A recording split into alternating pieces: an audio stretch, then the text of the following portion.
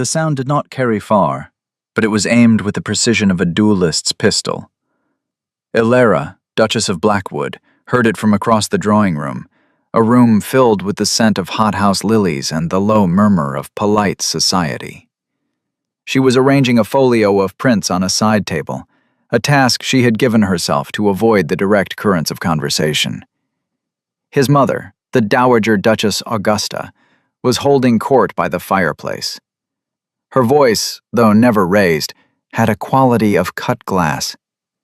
"She has a certain composure," a visiting baroness remarked, her gaze flicking towards Ilera. And then came the reply, delivered with a faint, dismissive smile. "Composure is a necessary attribute for a temporary duchess." Temporary. The word was not a pronouncement of fact, but of intent. It hung in the air, shimmering and venomous. Ilera did not flinch. She did not turn. She carefully straightened the last print, a botanical illustration of a night-blooming cereus, a flower that bloomed for a single night before dying. The irony was not lost on her. Her gloved fingers smoothed over the paper, the motion slow and deliberate, a small, physical anchor in a suddenly treacherous sea. She felt the eyes of the room on her back, a prickling heat of pity and curiosity. They were waiting for her to break, to weep, to flee. She did none of those things. Her husband, Alistair, the Duke, was not present. He was in his study with his solicitor, attending to the endless business of the estate, the business that had necessitated their marriage in the first place. Her modest but unencumbered fortune for his ancient but heavily mortgaged name. It had been a transaction, conducted with all the passion of a grain sale. He had been polite, distant, and impeccably correct. He had performed his duties as a husband with a kind of weary resignation, a man fulfilling a clause in a contract he wished he had never had to sign. He still mourned Lady Anne, the woman he was meant to marry, the woman his mother had adored, taken by a fever 2 winters past. Ilera was not a wife. She was a remedy. And remedies, once the ailment is cured, are no longer required. She finished with the prints, turned, and allowed her eyes to sweep the room. Her gaze met no one's directly. It was a practiced art to see everything while appearing to see nothing. She saw the baroness's flicker of discomfort, the slight, satisfied tilt of the dowager's head. She saw the other guests quickly finding new topics of conversation, their haste a confession of their complicity. They had all heard, and none had defended her. She moved towards the doors, her steps measured, the silk of her gown whispering against the Aubusson carpet.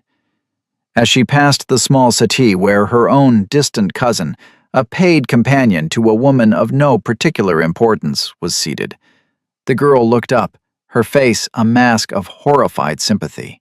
Ilera gave a nearly imperceptible shake of her head. Pity was a cage, and she would not enter it. She did not seek out her rooms. Instead, she took a winding passage that led to the West Wing, a part of Blackwood Manor that had been largely closed off since the old Duke's passing. Dust motes danced in the thin shafts of late afternoon light slanting through the grimy windows. The air was cold and still, smelling of decaying paper and time. She found the door she was looking for, the ducal library. It was not the grand showpiece library on the ground floor, but the working library, the archive. It had been Alistair's grandfather's domain, and no one had shown it much interest since. The key was in the lock. She turned it. The hinges groaned in protest. Inside, the room was a cathedral of chaos. Books were stacked on the floor, ledgers overflowed from shelves, and scrolls of parchment were tied with rotting ribbon. A thick blanket of dust covered everything, softening the sharp edges of neglect. To anyone else, it would have been a daunting mess. To Ilera, it was a sanctuary. Here was a problem she could solve. Here was a world she could order. She took off her gloves, laying them carefully on a cleared corner of a massive oak desk. Her hands, pale and fine-boned, looked surprisingly capable in the gloom. She ran a finger along the spine of a leather-bound volume, leaving a clean, dark track in the dust. She would not be temporary here. Here, she would build something. She would take their neglect and make it into a legacy. It would be her own silent answer. The days that followed settled into a new rhythm. Elara took her meals in her rooms, pleading a recurring headache that was both a fiction and a profound truth. She appeared for dinner each evening, a pale, quiet figure at the far end of the long dining table, speaking only when addressed, her answers brief and precise. She gave the Dowager Duchess no ammunition, no display of emotion to dissect and disapprove of. She was a ghost in her own house, a portrait that breathed. Alastair noticed her absence, but only as one notices a shift in the climate. The house felt colder, quieter. He attributed it to a natural period of adjustment. He was not a cruel man, merely a deeply preoccupied one. The estate's finances were a tangled knot he spent his days trying to unpick, and his grief for Lady Anne was a constant, low-grade fever that clouded his judgment. He had married Elara out of duty, and he treated her with the same sense of obligation. He provided for her, he protected her name in public, and he visited her bedchamber twice a week, a silent, almost mournful ritual that left them both feeling more alone than before. He did not know what his mother had said. No one dared to tell him. Elara's world shrank to the confines of the West Wing library. She began her work methodically, starting with the estate ledgers that dated back 2 centuries. Her father, a country gentleman with more sense than land, had insisted on her learning accounting, calling it the only practical magic in the world. She found the heavy books, their pages filled with the elegant, spidery script of generations of Blackwood stewards, to be a source of profound comfort. The numbers did not lie. They did not have motives. They simply were. She rose before dawn each morning, dressing in a simple, dark gown, and made her way to the library before the house was fully awake. Mrs. Davies, the housekeeper, was the only one who knew of her new habit. An older woman with eyes that missed nothing, she had been at Blackwood since she was a girl. She had seen Alastair born, had mourned with him for his father, and had watched with quiet disapproval as the Dowager's grief for Lady Anne curdled into something hard and unforgiving. On the 3rd morning, Elara found a tray outside the library door, a pot of hot tea, a small plate of toast, and a single rose from the garden in a crystal vase. There was no note. None was needed. It was an act of quiet allegiance, a recognition of her silent efforts. From then on, the tray appeared every morning. It was the only true kindness she had been shown since arriving at Blackwood, and it fortified her more than the food. One afternoon, a week after the incident in the drawing room, she was perched on a tall ladder, carefully dusting a high shelf of meteorological records kept by Alastair's great-grandfather, a man obsessed with weather patterns. She heard the library door open. She froze, her hand hovering over a leather-bound volume. She had assumed her sanctuary was inviolable. Alastair stood in the doorway, silhouetted against the light from the hall. He looked out of place in his riding boots and coat, a figure of vibrant life amidst the dusty stillness. He was staring, not at her, but at the room. She had made progress. The ledgers were now stacked in chronological order on the great central table. A section of shelves had been cleared, their books sorted and aligned. The air was still thick with the scent of old paper, but now there was a faint, clean undertone of lemon oil. "What is this?" he asked. His voice was not accusatory, merely surprised.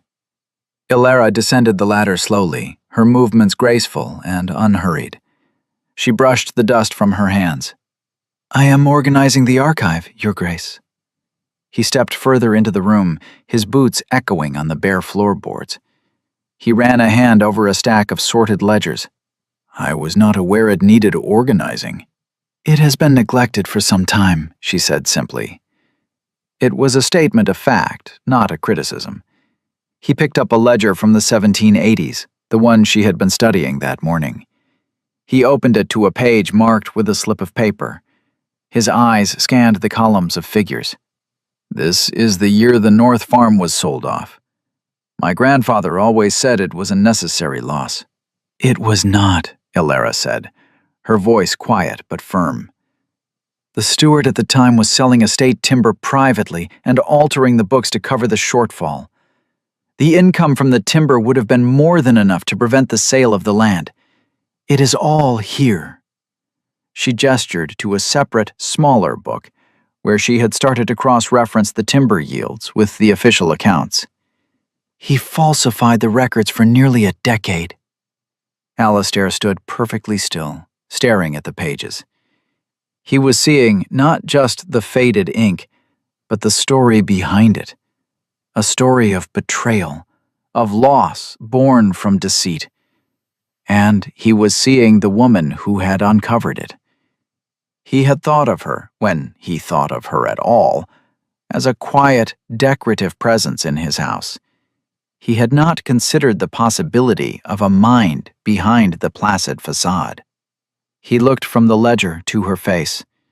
Her expression was calm, neutral. She was not seeking praise. She was simply stating the results of her work. "How did you know?" he asked, his voice low. "The numbers felt wrong," she replied. "So I looked for the reason." He closed the book and placed it carefully back on the table. He was a man who dealt in facts, in land and tenants and yields. He understood the language of ledgers. What she had done was not a hobby. It was a feat of forensic intelligence. He had been drowning in the estate's problems, and all this time, the key to understanding them, and the person capable of turning that key, had been living under his own roof, entirely unseen by him. A profound and unfamiliar sense of shame washed over him. He had misjudged her completely. He had not been looking closely. He had not been looking at all. Alistair left the library without another word, but the image of Ilara on the ladder, her face smudged with dust and her eyes clear with purpose, stayed with him. He spent the rest of the day in his study, not with the current accounts, but with the old ledger she had shown him. He followed the trail of false entries she had uncovered, his respect for her skill growing with each page. She had not simply tidied a room. She had excavated a piece of his family's history and exposed a lie that had shaped their fortunes for generations. That evening at dinner, he watched her. He noticed things he had previously overlooked. The intelligent economy of her movements, the way her eyes, a deep, quiet gray, seemed to observe everything without judgment. She ate little, her composure as flawless as ever. His mother, however, seemed to sense a shift in the atmosphere. "You were occupied in the West Wing today, Ilara," the dowager said, her tone light but pointed. "One hopes you are not developing a fondness for dust and spiders. It is hardly a suitable pastime for a duchess." Before Ilara could offer a polite, deflective reply, Alistair spoke. "The Duchess is performing a service for this estate that has been neglected for 50 years, he said, his voice even, but carrying a weight that silenced the table. She has uncovered financial discrepancies that will have a material impact on our management of the North holdings. The Dowager's eyebrows rose. Financial discrepancies? My dear boy, that is what you pay a man of business for. It is not the concern of your wife. Perhaps if my grandfather had concerned himself with it more closely, we would still own the North Farm, Alistair countered, his gaze steady on his mother. Ilara has a finer mind for figures than any man I have employed. It was the first time he had ever referred to her as Ilara in his mother's presence. The use of her given name was a small but significant act of public alignment. Ilara felt a faint warmth spread through her chest, an unfamiliar sensation she quickly suppressed. It was too soon for hope. A single sentence was not a foundation upon which to build anything. The Dowager fell silent, her lips tightening into a thin line. She had been publicly contradicted, and she did not care for it. Later that week, seeking to understand the change in his son, Alistair found Mrs. Davies overseeing the polishing of silver in the butler's pantry. He leaned against the doorframe, watching her work. "Mrs. Davies," he began, "you have been with this family a long time." "Since I was a girl, Your Grace," she replied, not looking up from her task. "Tell me about the Duchess." It was not a request. It was a quiet command. Mrs. Davies set down a silver salt cellar and finally met his eyes. Her expression was unreadable. "What is it you wish to know, Your Grace? She is your wife." The gentle rebuke was unmistakable. "You should know these things yourself." Alistair had the grace to look abashed. "I mean, is she content? She seems distant." "The Duchess is a woman of great dignity," Mrs. Davies said carefully, choosing her words like polished stones. "She does not perform her feelings for an audience. She came to this house to be your partner, to help you restore its fortunes. She has asked for nothing for herself. She spends her days bringing order to a part of this house no one else has cared to enter for decades. She eats alone. She walks alone. Whether that is contentment, Your Grace, you are in a better position to judge than I." The housekeeper's words were a quiet indictment. He had seen Ilara's presence as a solution to his financial problems, not as the arrival of a person with her own needs and feelings. He had offered her a title and a roof over her head, but he had not offered her a home. He had not offered her himself. "My mother," he began, but trailed off, unsure how to phrase the question. "The Dowager is grieving," Mrs. Davies said, her voice softening slightly. "She loved Lady Anne. She fears what she does not know." She picked up her polishing cloth again. "But fear is no excuse for unkindness, Your Grace, and a house divided by its own mistress and master cannot stand for long." He left the pantry feeling as though a veil had been lifted. Mrs. Davies had confirmed what the ledger had first suggested. Ilara was a person of substance, of quiet strength, and he, along with his mother, had treated her as a shadow. The injustice of it settled in his gut, a cold, heavy weight. It was not enough to acknowledge her competence in private. He had to remedy the coldness that had defined her existence at Blackwood. He had to address the source of the wound. That night, he went to the library. He had not intended to speak with her, only to see her. He stood in the shadows of the hallway, looking through the half-open door. She was at the desk, a single candle illuminating her face and the papers before her. She was not reading a ledger, but a thin volume of poetry. Her expression, unguarded in her solitude, was filled with a profound and gentle melancholy. As he watched, she raised a hand to her cheek, and he realized with a jolt that she was crying. A single tear traced a path down her face, glittering in the candlelight, before she wiped it away with a swift, impatient gesture. She was not a creature of perfect, unfeeling composure. She was a woman in pain, a pain she took great care to hide from the world. And he knew, with a certainty that pierced him to the core, that he was the cause of it. He had allowed it to happen. His silence had been his consent. The sight of Ilara's solitary tear acted upon Alistair like a physical blow. It was the piece of evidence he could no longer ignore, the emotional data point that reconfigured his entire understanding of the past months. His neglect had not been benign. It had been an active harm. He retreated from the library doorway before she could see him, a storm of self-recrimination brewing inside him. He determined that he must make a gesture, an offering. The next afternoon, he went to the vault where the Blackwood family jewels were kept. He bypassed the more ostentatious pieces, the diamond tiaras and emerald necklaces. He chose the ducal pearls, a triple strand that had been worn by every Duchess of Blackwood on her wedding day for 200 years. They were not the most valuable item, but they were the most significant, a symbol of continuity and acceptance. His mother had pointedly kept them in her possession, claiming Ilara had no need of them for their small, private ceremony. Retrieving them was, in itself, a statement. He found Ilara in the library, where she was carefully cataloging a collection of architectural drawings of the manor. She looked up as he entered, her expression betraying nothing. He was carrying a flat, velvet-lined box. "I brought you something," he said, his voice sounding unnaturally loud in the quiet room. He placed the box on the desk beside her. She looked at the box, then at him. She did not reach for it.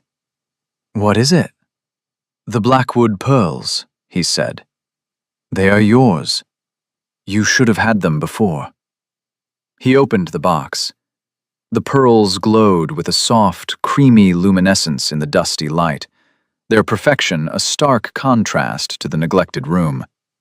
They were beautiful, a queen's ransom in sentiment and history. Ilara looked at them for a long moment, her gaze thoughtful. Alistair felt a flicker of hope. This, surely, would be the beginning of a thaw. "They are the pearls of the Duchess of Blackwood," she said, her voice very soft. "Yes, you are the Duchess of Blackwood." She finally raised her eyes to his. They were clear and steady, and held a depth of sorrow he was only just beginning to comprehend. "Am I?" she asked. It was not a question of fact, but of feeling. "Your mother has another title for me, a temporary one." The words landed between them, plain and unadorned. He had not known. He had suspected his mother's coldness, but he had not known the specific nature of the insult, its calculated cruelty. He felt the blood drain from his face. Now her withdrawal, her headaches, her silent tears, it all made a terrible, coherent sense. "You heard her say that?" he asked, his voice rough with a dawning horror. "Most of the county heard her say it, Your Grace." The formal address was a wall she had just rebuilt between them. A gift, however beautiful, does not change a fact that has been publicly declared and privately condoned. "I did not condone it. I did not know." "No," she agreed, and this was the most damning part. "You did not know, because you were not looking. You were not listening. You were not there." She gently closed the lid of the velvet box and pushed it back across the desk towards him. "Thank you for the thought, Alistair. But I cannot wear a symbol of a position I am not truly considered to hold. It would be a lie." Her refusal was not angry or dramatic. It was quiet, absolute, and delivered with the same calm precision with which she audited his accounts. It was a rejection not of the pearls, but of the insufficient gesture they represented. He had offered a trinket to heal a wound that required surgery. He stood there, the box between them, feeling a fool. He had thought to solve the problem with an object, but the problem was not about objects. It was about dignity, hers, which he had allowed to be stripped from her. He took the box and left, the weight of the pearls now feeling like a weight of shame in his hands. He understood now. Words and jewels were meaningless. An apology was not enough. He needed to act. The damage his mother had done was public. The remedy would have to be public as well. And it would have to be permanent. It would have to be something that could not be undone. Something that would rewrite the very terms of her position, not just in his house, but in the world. He went not to his study, but straight to the dowager's apartments. The Dowager Duchess Augusta was taking her afternoon tea in her private sitting room, a space of oppressive floral chintz and silver-framed photographs. The largest of these was of Lady Anne, her smile bright and confident. Augusta looked up, surprised, as Alistair entered without being announced. "Alistair, to what do I owe this unexpected intrusion?" He closed the door behind him, the click of the latch sounding unnaturally final. He was still holding the pearl case. He set it down on a small table with a definitive thud. "You will apologize to my wife," he said. There was no preamble, no softening of the demand. Augusta's teacup paused halfway to her lips. She placed it back in its saucer with a faint clatter. "I have no idea what you are talking about. You called her a temporary duchess at the Carswells' reception, in front of half the county." A flicker of something, annoyance, perhaps a sliver of guilt, crossed her face before being replaced by a mask of hauteur. "It was a slip of the tongue, an observation made in a private conversation." "It was a public declaration of war," Alistair countered, his voice dangerously quiet. "It was a calculated cruelty designed to humiliate her and to undermine my marriage. You have spent the last 6 months treating my wife as an interloper, a placeholder. It ends. Today." "She is a placeholder," Augusta's composure finally cracked. "You were meant to marry Anne. You were meant to have a life of love and passion, not this sterile arrangement with a merchant's granddaughter. She is not our kind, Alistair. She has no breeding, no spirit. She is a bloodless creature of account books and duty." "That bloodless creature has more intelligence and integrity in her little finger than you have shown in the past year," he shot back, his control fraying. "She has done more to secure the future of this family in 2 months of silent work than you have in 20 years of hosting tea parties. She is the Duchess of Blackwood, my Duchess, and you will afford her the respect that title commands, or you will find your own position in this house has become temporary." The threat hung in the air, audacious and shocking. He had turned her own weapon against her. Augusta stared at him, her face pale. She saw in his eyes a resolve she had not seen since his father died. This was not her grieving, malleable son. This was the Duke. "You would choose her over your own mother?" she whispered, her voice trembling with outrage. "I am not choosing her over you. I am choosing my wife, my future, and the honor of my house over your bitterness. Anne is gone. I have mourned her. You have built a shrine to her ghost, and you are trying to sacrifice my living wife upon its altar. I will not allow it." He gestured to the pearl case. "I offered these to Ilara. She refused them. She said she could not wear the symbol of a position she does not truly hold. You have made her feel like a fraud in her own home. That is an injury I will spend the rest of my life making amends for. Your part in that amends begins with an apology. Augusta drew herself up, a lifetime of aristocratic pride her only armor. I will not apologize for speaking the truth as I see it. Alistair looked at her, a long, weary look of profound disappointment. He saw a woman trapped in the past, unable to accept the present. He felt a pang of pity for her, but it was overshadowed by the fierce, protective anger he felt on Ilara's behalf. Very well, he said, his voice now devoid of heat, replaced by a chilling finality.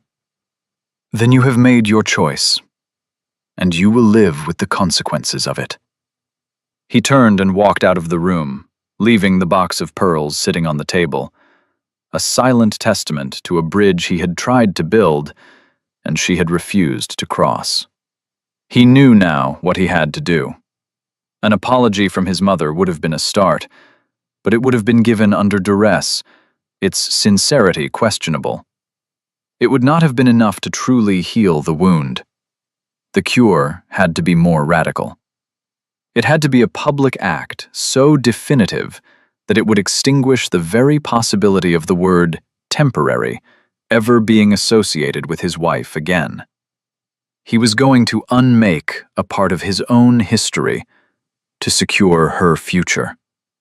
The idea, once it took root, felt not like a sacrifice, but like a liberation. Our story will continue in a moment, but first, a word.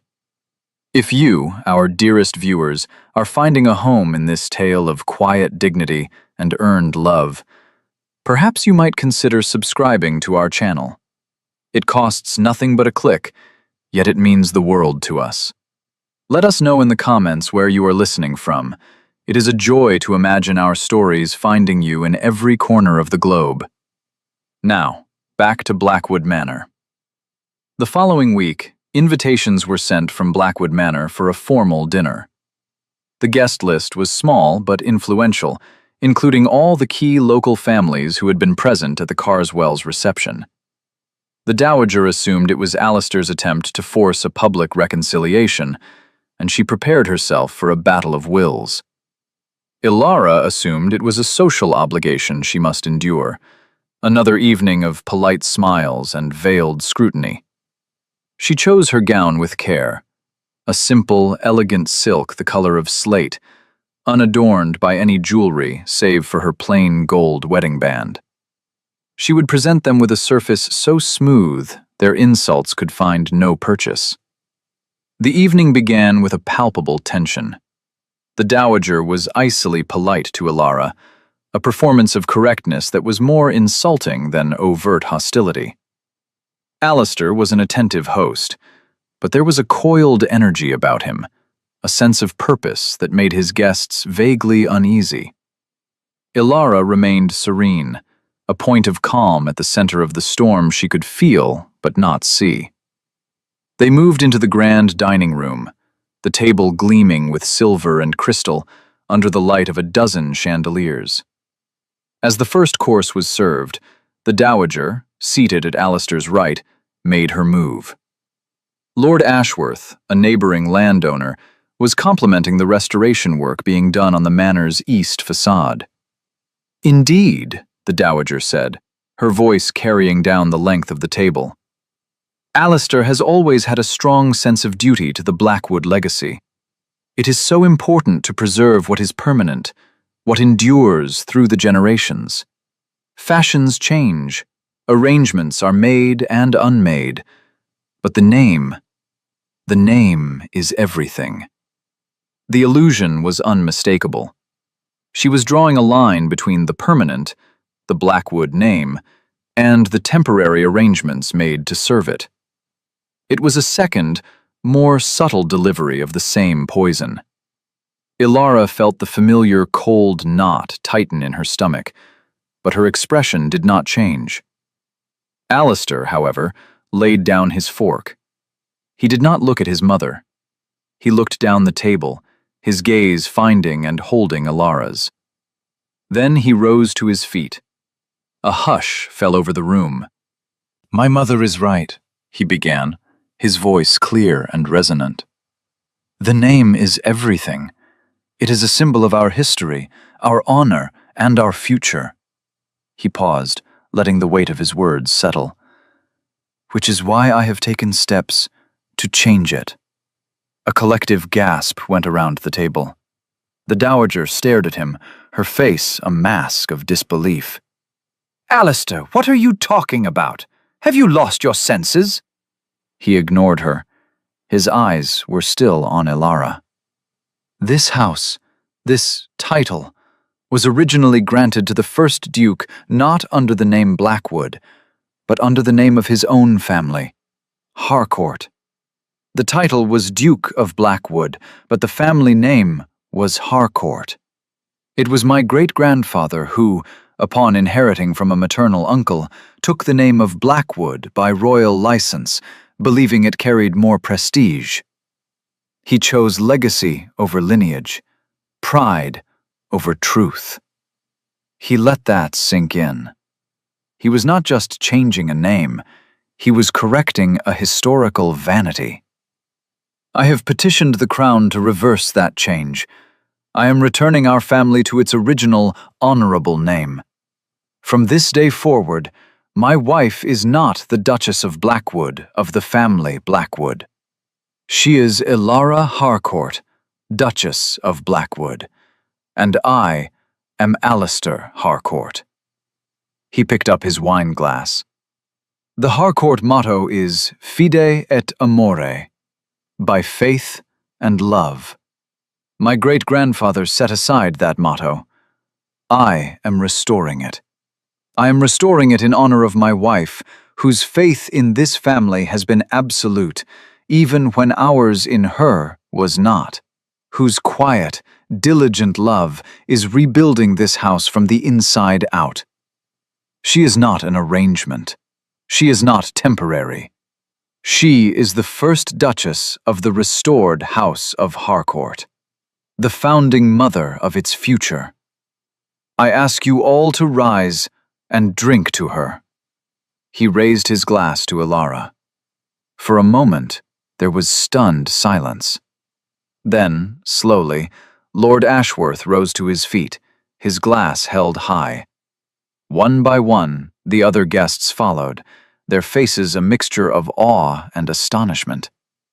They all turned to Alara, who sat frozen, the slate gray of her dress a perfect foil for the sudden, brilliant color that had flooded her cheeks.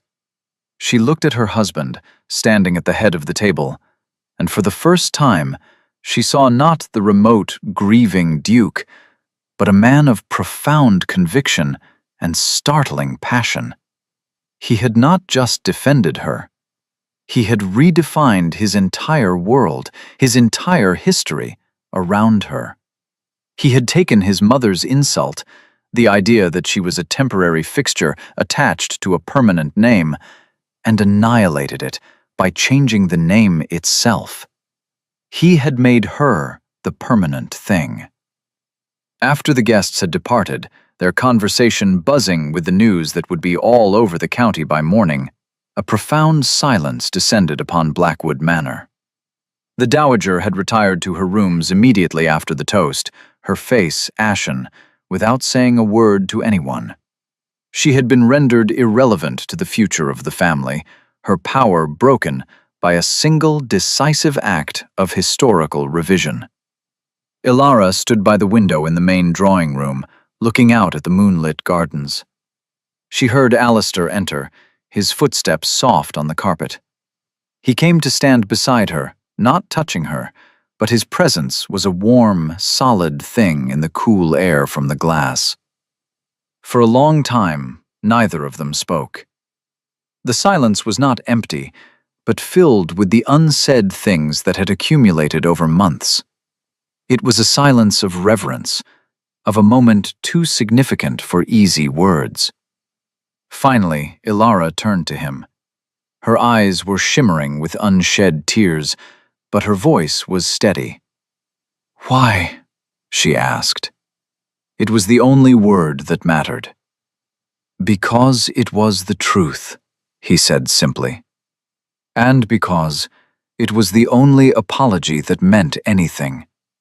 Words are cheap. I could have said I was sorry 1,000 times, but it would not have erased what you heard, what you were made to feel. I had to make a new fact, a fact so large and loud that it would silence the old one forever." He reached out then, not to embrace her, but to take her hand. His fingers gently traced the plain gold band on her finger. "This ring," he said, his voice low and raw with emotion, "was given in duty. I would, if you would let me, I would like to give you another, one given in love." He was not looking at her face, but at their joined hands. It was a confession, offered with a humility she had never expected from him. He was the Duke, a man of power and pride, and he was laying his heart at her feet, admitting his failure, asking for a new beginning. "You changed your name," she whispered, the enormity of it still settling in her mind. "For me." "I found my name," he corrected her gently. "I found it when I saw you in the library, creating order out of chaos, finding truth in forgotten books. I realized I had been living under the wrong name, in the wrong story. You are my truth, Ilara, by faith and love." She felt the tears she had held back for so long finally spill over, tracing paths down her cheeks. They were not tears of sorrow, but of a deep, shattering relief. The pain she had carried in silence for months was finally being seen, acknowledged, and healed. He had witnessed her. He had truly seen her. She raised her other hand and laid it over his. "There is no need for another ring, Alistair," she said, her voice thick with emotion. "This one will do. Its meaning has been changed tonight. It is no longer a ring of duty." He finally looked up, meeting her eyes. In their depths, he saw not the cool, remote Duchess, but the woman who had wept alone in the candlelight, the woman who had painstakingly pieced together his family's history, the woman who had borne humiliation with a dignity that shamed them all. He saw his wife, his partner, the first and only Ilara Harcourt. He raised her hand to his lips and pressed a kiss to her knuckles, a gesture of fealty, of reverence. It was not the act of a duke to his duchess, but of a man to the woman who had become the anchor of his world. The house was quiet around them. Outside, the moon cast long shadows across the ancient lawns. Nothing had changed, and yet everything was different. The temporary had been made permanent. A transaction had, against all odds, become a love story. And in the quiet heart of Blackwood Manor, the Harcourt legacy was beginning. The weeks that followed the dinner were transformative. The news of the Duke's decision to revert to the Harcourt name spread like wildfire through the aristocracy.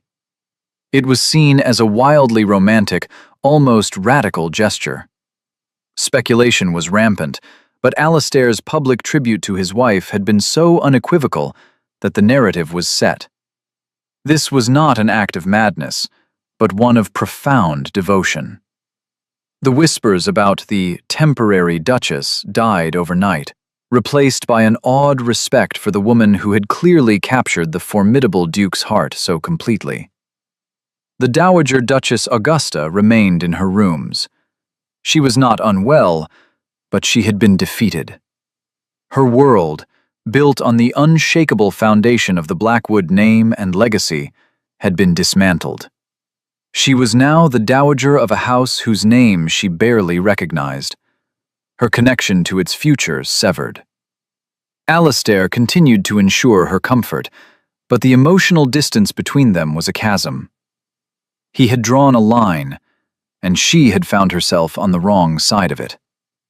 For Ilara and Alastair, the change was more intimate. The house itself seemed to breathe easier. Alastair moved his work from his formal study to the great oak desk in the West Wing library.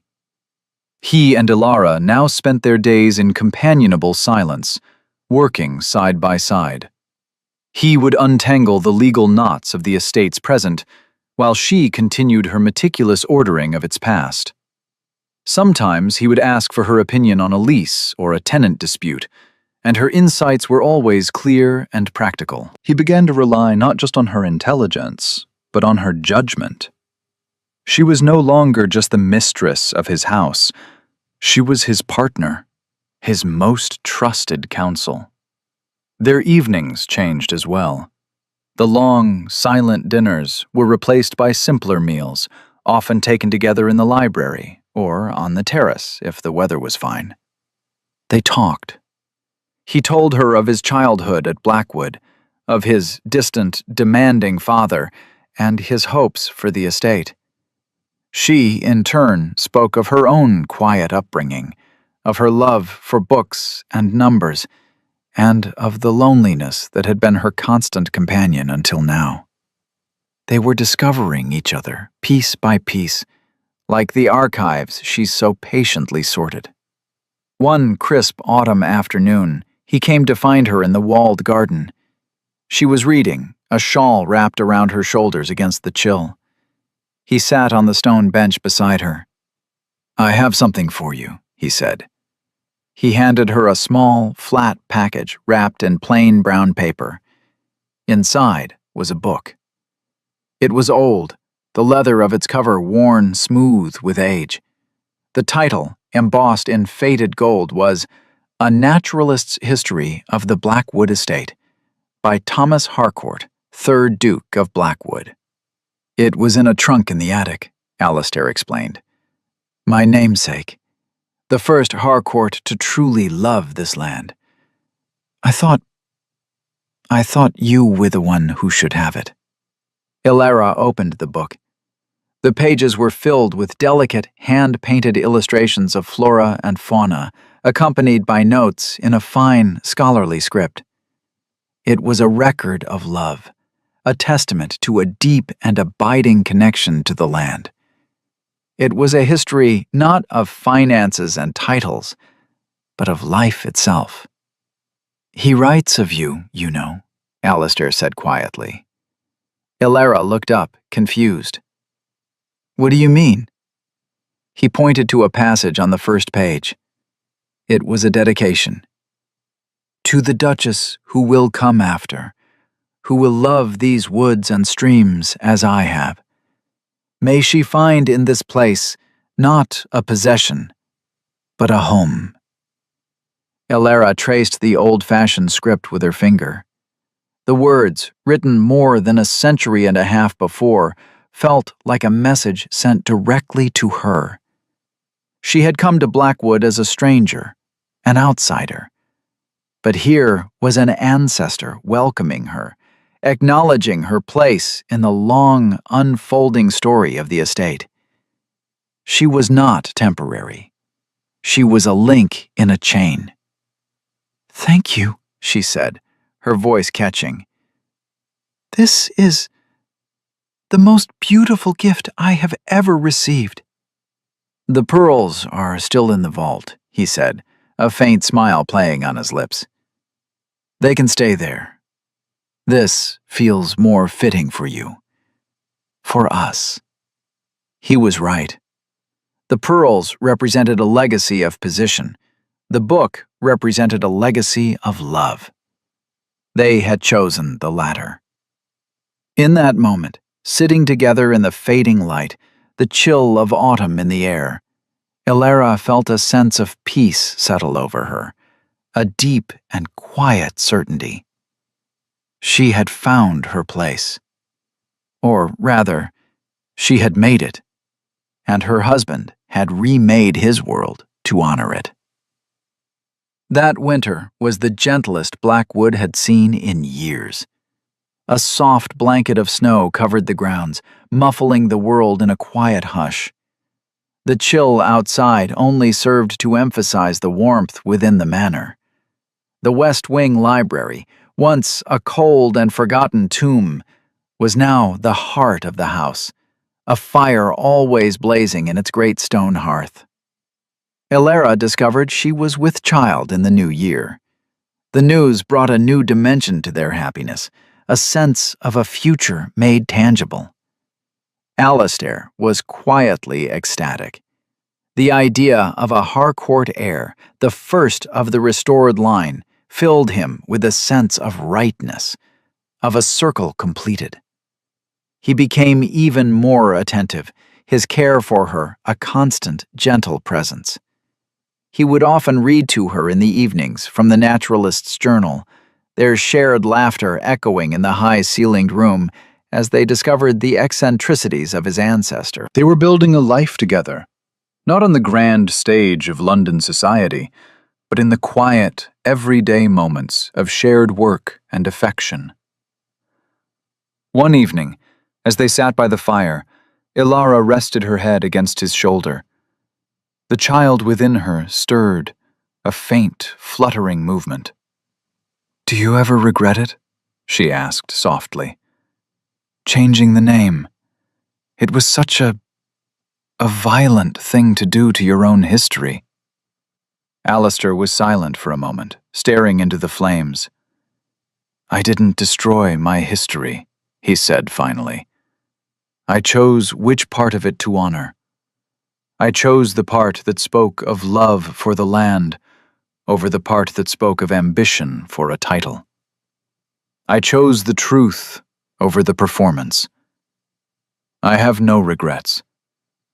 My only regret is that it took me so long to see you, to truly see the woman who was my wife." He turned to look at her, his hand coming to rest on her still flat stomach. "Our son, or daughter, will be born a Harcourt. They will be born into a house founded not on pride, but on partnership, on faith and love. That is a better inheritance than any name." Elara closed her eyes, a profound sense of gratitude washing over her. The woman who had stood in a crowded drawing room, hearing herself dismissed as a temporary fixture, felt like a ghost from another life. The insult had been the catalyst, the terrible, necessary event that had forced them both out of the cold, transactional space of their arranged marriage and into the frightening, beautiful territory of a real one. It had been a wound, but from that wound, something stronger and more true had grown. She thought of the botanical print she had been arranging that day, the night-blooming cereus, a flower that bloomed for a single night. She had thought it a symbol of her own brief, precarious position. But she had been wrong. Her time at Blackwood was not a fleeting bloom. It was the planting of a great oak, a legacy that would grow and endure for generations. She was home. She was, finally and irrevocably, the Duchess. And her name was Harcourt.